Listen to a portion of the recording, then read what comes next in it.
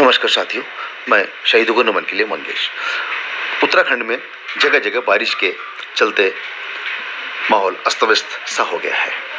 चारधाम यात्रा को एक दिन के लिए स्थगित कर दिया गया है। उसके अलावा उत्तरकाशी में आज एक बेहद गंभीर घटना हुई है। यहाँ सलाई बैंड क्षेत्र में अतिवृष्टि के कारण भूस्खलन के चलते एक लेबर कैंप बह गया, जिसमें 19 मजदूर शामिल थे, लेकिन 10 व्यक्तियों को प्रशासन तत्परता दिखाते हुए रेस्क्यू कर लिया है। हालांकि अभी 9 लापता हैं। रेस्क्यू अभियान लगातार जारी है। प्रदेश भर में प्रशासन पूरी तरह से अलर्ट मोड पर चला गया है। बारिश लगातार चल रही है।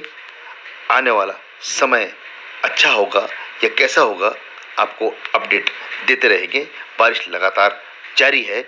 सावधान रहिए, सुरक्षित रहिए, दूसरों का भी ख्याल रखिए और मौसम को देखकर ही घर से बाहर निकलिए। धन्यवाद।